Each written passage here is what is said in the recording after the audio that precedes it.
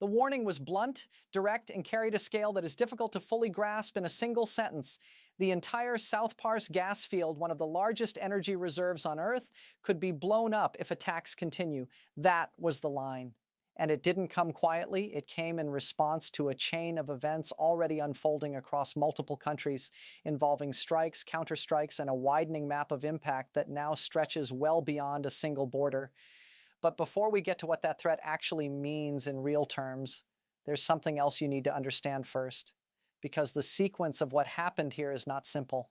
It's layered, it builds, and one moment in particular, earlier in this timeline, sets the tone for everything that follows. Let me walk you through it. The current escalation did not begin with that warning. It began with a strike, an Israeli attack, targeting Iran's South Pars gas field.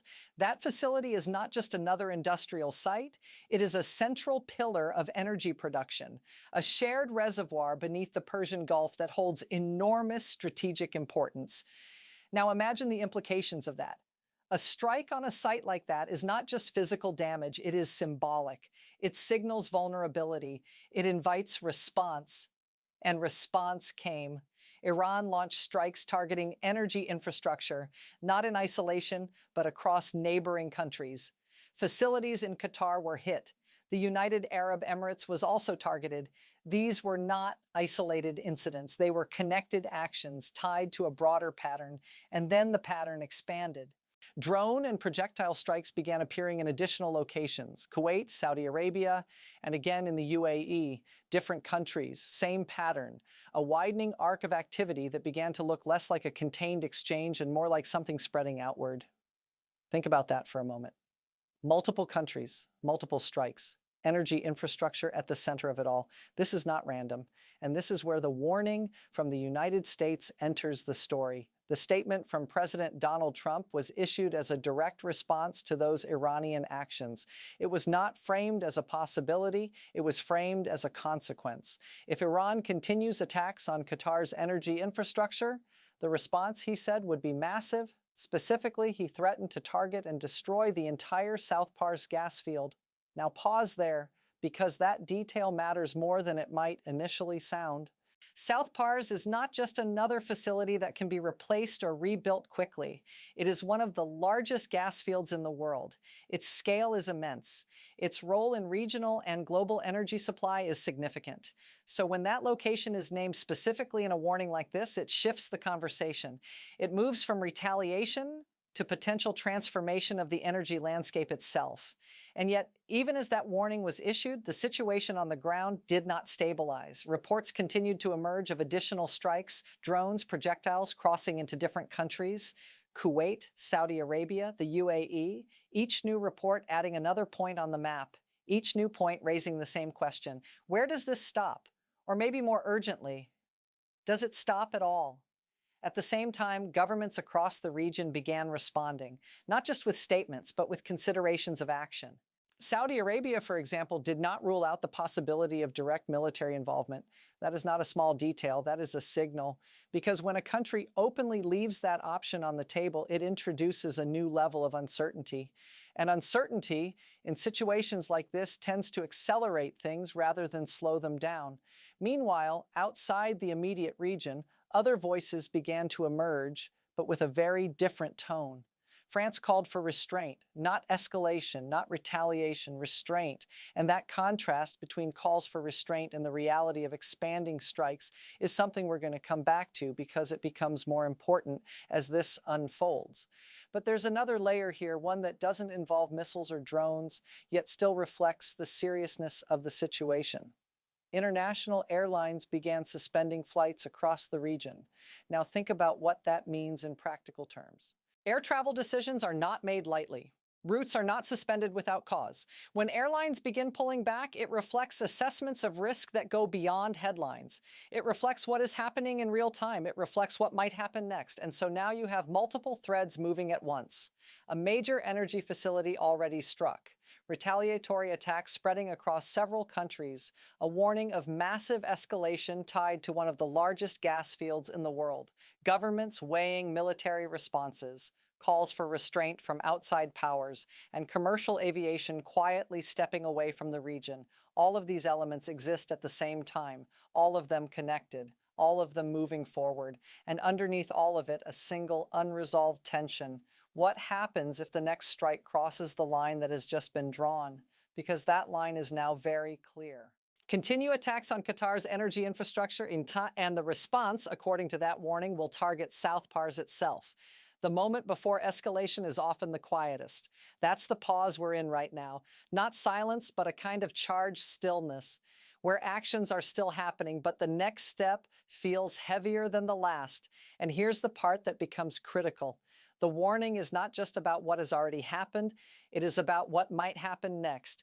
And in this case, what happens next could redefine the scale of this entire situation.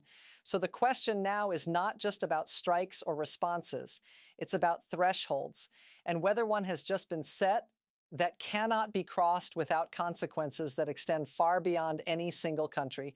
We'll pick up right there, because what comes next begins to answer that question in a way that changes everything. Before we move forward, if thoughtful, fact-driven analysis matters to you, I invite you to subscribe and turn on notifications so you can stay fully informed. The question hanging at the end of that first moment, the one about whether a line had just been drawn, doesn't stay unanswered for long, because the reality is the line wasn't just drawn, it was drawn in the middle of an already moving sequence, and that changes everything. Let's go back to that widening pattern of strikes for a second, because this is where the situation becomes more than a series of isolated incidents. This is where it starts to look like a chain reaction. Iran's strikes on energy infrastructure in Qatar and the United Arab Emirates were not the endpoint. They were part of a continuation, a response following the earlier Israeli attack on the South Pars gas field. And from there, the activity didn't slow down, it spread. Drone and projectile strikes were reported in Kuwait, then Saudi Arabia, then again in the UAE, each location different, but the method consistent enough to suggest coordination rather than coincidence. Picture that in your mind for a moment, not a single flashpoint, but multiple points lighting up across a region, each one tied to the same unfolding sequence. Now, here's where the situation takes on a different kind of weight, because once multiple countries are involved, not just observing, but experiencing direct impact, the conversation shifts from bilateral tension to something broader, something regional. And with that shift comes a new layer of decision-making. Saudi Arabia's position becomes particularly important here. The country has not ruled out direct military action. That statement by itself doesn't commit to anything, but it introduces possibility. And in a moment like this, possibility is enough to alter the trajectory. Because when one country considers action, others must consider how they would respond to that action. And then others must consider their responses to those responses. It becomes a sequence, a cascade. And this is where the earlier warning about South Pars starts to take on a different meaning. At first, it might sound like a single conditional statement. If this happens, then that will follow. But placed within this expanding pattern of strikes, it becomes something else. It becomes a potential trigger point within an already active system. Think about that. The warning is tied to future attacks on Qatar's energy infrastructure. But attacks have already happened. The pattern is ongoing. The situation is not static. So now the question isn't just whether the line will be crossed. It's whether it already has been or could be crossed again at any moment. And that uncertainty is where the tension builds.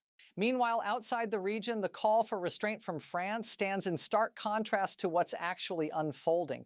Restraint as a concept suggests a slowing down, a pause, a deliberate decision not to escalate further. But the reality on the ground, drone strikes, projectile launches, multiple countries affected, does not reflect a pause. It reflects motion. And not just motion, but momentum. That contrast matters because it highlights a gap between what is being urged and what is actually happening. And gaps like that tend to widen unless something actively closes them. Now layer in another element, the response from the aviation sector. International airlines have begun suspending flights in the region.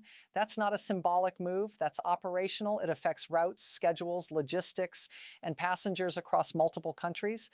And it signals something very specific. It signals that the situation is no longer being treated as contained. Because airlines, unlike governments, don't issue statements about escalation. They make decisions based on risk calculations, and those calculations, in this case, are pointing in one direction, away from the airspace, away from the uncertainty. And that decision, in its own quiet way, reinforces the seriousness of what's unfolding. Now let's step back for a second and look at the structure of this situation as it stands. An initial strike on a major energy facility, a retaliatory wave targeting infrastructure in neighboring countries, additional strikes spreading across multiple locations, a major warning tied to one of the world's largest gas fields, regional powers considering military responses, calls for restraint from international actors, and commercial aviation stepping back from the region. Each of these elements is significant on its own, but together they form something else. They form a system under pressure. And in systems like this, the most important moments are not always the loudest ones. Sometimes they are the decisions made in response to what has already happened, decisions that haven't yet been announced, decisions that haven't yet been acted on, but decisions that are being considered right now. Escalation doesn't always arrive with a warning.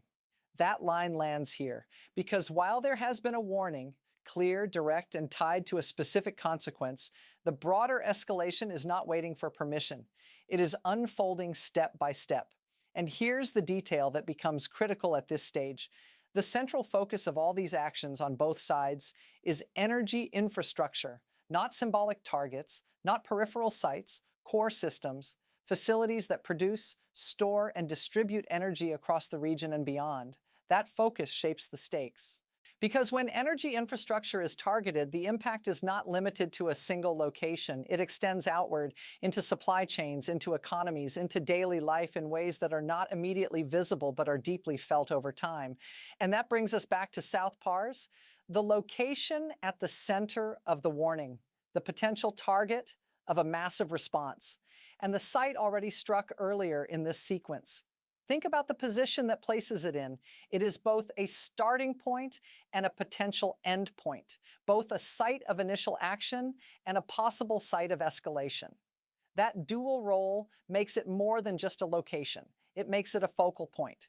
And focal points in situations like this tend to draw everything toward them. So now, as this continues to unfold, the question becomes sharper, not just whether escalation will happen, but where it will concentrate. Will it remain distributed across multiple countries, multiple targets, multiple strikes? Or will it converge toward a single location that carries the weight of everything that has come before? That's the tension at the center of this moment, and it's not resolved yet because the actions are still ongoing, the responses are still being considered, and the warning, clear as it was, still hangs in the air, tied to what happens next. We're going to move into that next phase now, because the final piece of this story is not just about what has happened, or even what might happen. It's about what all of this means when you connect it together. By the time we reach this stage, the individual pieces of the story stop behaving like separate events. They begin to align, not neatly, not predictably, but unmistakably. And when they do, the shape of the situation becomes clearer, not because anything has slowed down, but because the connections between each part are now impossible to ignore. Let's return one more time to the central elements. An Israeli strike on Iran's South Pars gas field, Iranian strikes on energy infrastructure in Qatar and the United Arab Emirates, additional drone and projectile activity reported in Kuwait, Saudi Arabia, and again in the UAE. A warning from the United States that ties future Iranian attacks on Qatar's infrastructure to a massive response, specifically targeting South Pars. Regional powers, including Saudi Arabia, considering military action, France calling for restraint, airlines suspending flights across the region. Individually, each of these developments carries weight. Together, they form a single continuous sequence. And that sequence leads to a point of convergence. Because what we are seeing here is not just escalation, it is alignment around a single type of target, energy infrastructure. That is the common thread, not territory, not political symbols, infrastructure, facilities that sit at the core of how energy is produced and distributed. That focus is not incidental. It defines the stakes of what is happening. Because when energy infrastructure becomes the central target, the impact extends beyond the immediate location of any single strike. It reaches outward, affecting multiple countries, multiple systems, and multiple layers of daily life. Now think about how that interacts with the warning that was issued. The warning is not abstract, it is specific. If attacks on Qatar's energy infrastructure continue, the response will target South Pars. That creates a direct link between two locations, two nodes in the same system. And that link is conditional, but only just, because the condition itself is tied to actions that have already taken place. So what we are left with is a situation where past actions, present activity, and future consequences are all connected through the same framework. That framework is what brings everything together. Now here's where the broader meaning begins to emerge. The calls for restraint, from France in particular, exist within this same framework, but they operate differently. They are not actions, they are appeals, and appeals by their nature depend on responses. They depend on decisions made by the same actors who are currently engaged in strikes, warnings, and considerations of military action. That creates a tension between two types of movement. On one side, physical actions, strikes, launches, suspensions of flights. On the other, verbal interventions, calls for restraint, warnings of consequences. Both are real, both matter, but they operate on different timelines. And in this case, the physical actions are already underway. The strikes have happened, the reports have been made, the decisions by airlines have already taken effect. So the question becomes, how do these two forms of movement interact? Does one slow the other? Does one override the other? Or do they continue in parallel without intersecting at all? That question remains open, and it matters because the answer shapes what comes next. Now bring Saudi Arabia back into focus for a moment. The country has not ruled out direct military action. That statement sits within the same sequence, but it points forward rather than backward. It introduces a future possibility, and that possibility is not isolated. It exists alongside the existing pattern of strikes, the warning about South Pars, and the broader regional involvement. So now, instead of a single chain reaction, we are looking at multiple potential paths forward, each one influenced by the same set of events, each one capable of altering the trajectory. And yet, despite all of these moving parts, one thing remains constant: the central role of energy infrastructure. It is the starting point, it is the focus of ongoing actions, and it is the potential target of the most significant escalation that has been described so far. That continuity gives the situation a kind of coherence, even as it becomes more complex, because no matter how many locations are involved, no matter how many actors are making decisions, the underlying structure remains the same. Now consider the role of the aviation sector again. Airlines suspending flights is not just a logistical adjustment, it is a reflection of how the situation is being assessed in real time. And those assessments are based not on statements, but on conditions. Conditions that include active strikes, expanding areas of impact, and the potential for further escalation. So when flights are suspended, it tells you something about how those conditions are being interpreted. It tells you that the situation is being treated as unstable, and that instability is not confined to a single point. It is spread across the region. The clearest signals are often the quietest ones. That line sits here because the suspension of flights is not accompanied by dramatic language. It is a decision, a quiet one, but one that carries meaning. Now bring everything back together. The initial strike on South Pars, the retaliatory actions across multiple countries, the continued reports of drone and projectile activity, the warning tied to future attacks on Qatar's infrastructure, the consideration of military responses by regional powers, the calls for restraint from outside actors, and the operational decisions made by airlines. All of these elements are part of the same story, and that story at its core is about connection. Not just between countries, but between actions and consequences, between infrastructure and impact, between decisions made in one place and effects felt in another. So where does that leave us? It leaves us at a point where the situation is still unfolding. where the key questions about escalation, about response, about restraint remain unanswered, but it also leaves us with something else, a clearer understanding of how the pieces fit together, not as isolated events, but as parts of a larger system, a system that is currently under pressure. And in systems like this, the most important moments are often the ones where everything seems to be holding just before something shifts. That is where we are now. Not at the beginning, not at the end, but at a point where the structure is visible, the stakes are defined, and the next move, whatever it is, will carry the weight of everything that has come before.